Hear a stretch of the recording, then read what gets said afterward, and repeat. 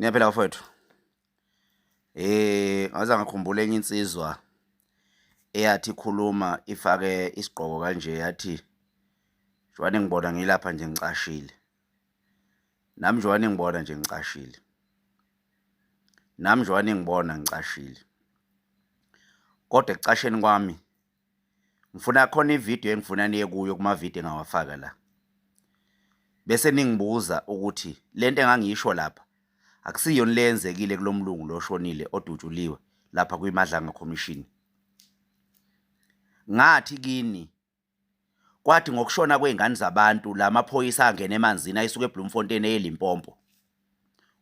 Kuthiwa kwakune HP 200 iNissan. And umuntu owafika kuqala lapha kwisini uSipecele ngwane ebheca amacansi. Umuntu owafika kuqala lapha kwisini uSipecele ngwane ebheca amacansi. Namhlanje sekudutshulwe uWitness D.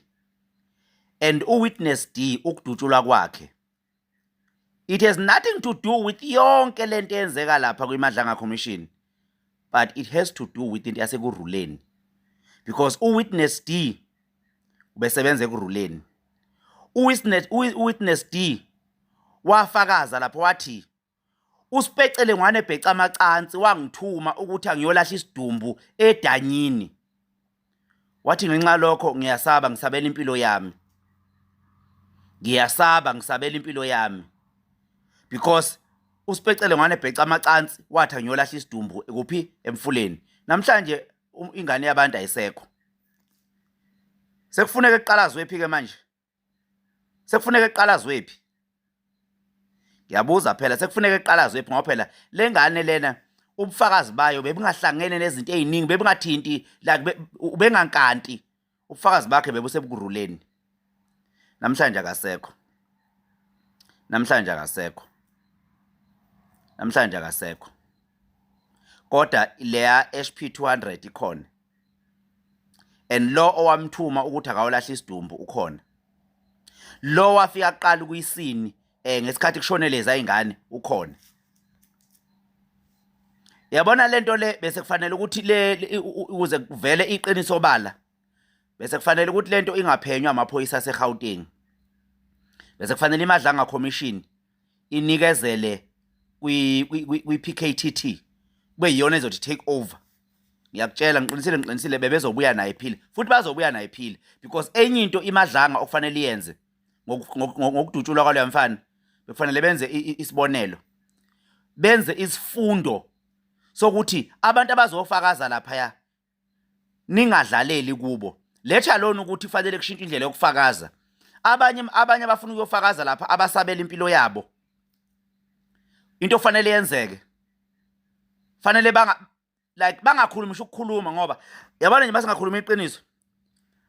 Lo yamlungu loyana asikaze simbone ubuso bakhe, but abamaziyo ivoice bezwe ukuthi ubani. Futhi ngesikhathi efakaza base bazi ukuthi laba ayikhuluma ngabo ukuthi uma ubani angithuma ukuthi angiyolahla isidumbu, okay ubani lo ngoba vele ngiyazi ukuthi ubani ngamthuma ukuthi akawolahla isidumbu.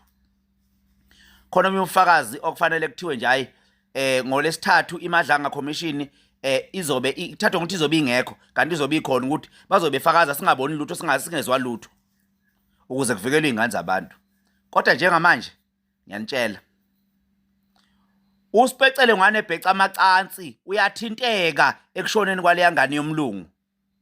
NPK hayi not NPKTT, PKTT ngoba leka unyawo zeke nayo beyifakela ukucover into zakhe.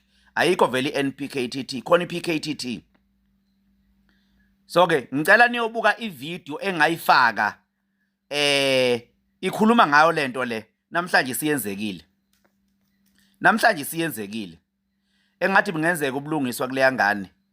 Engathi iPKTT ngabenza ubulungiswa kule ngane behlangene neMadlanga Commission. Behlangene noJustice. Because njengamanje kubonakala lokuzana uJustice uMbuyiseni Madlanga ebuyisa ithemba.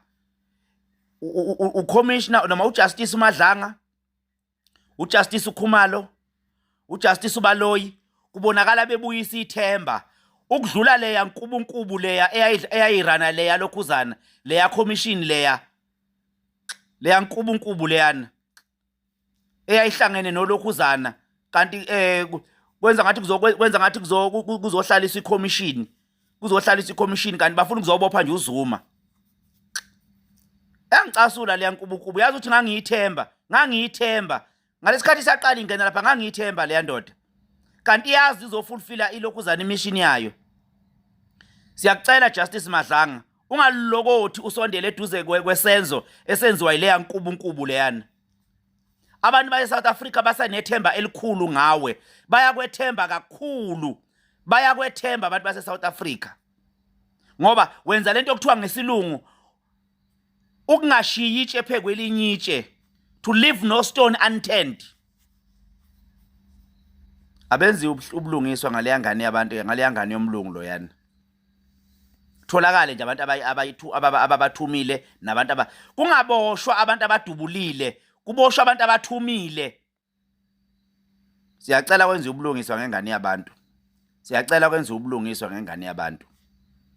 Kodwa nje ngithamba nobuka ivideo engangiyifakile lapha, nizobona ukuthi lento engikhuluma ngayo ngakhuluma ngayo hayi manje njengoba siyenzeka manje, isifakazela into engangintshela yona yokuthi ukhona onesandla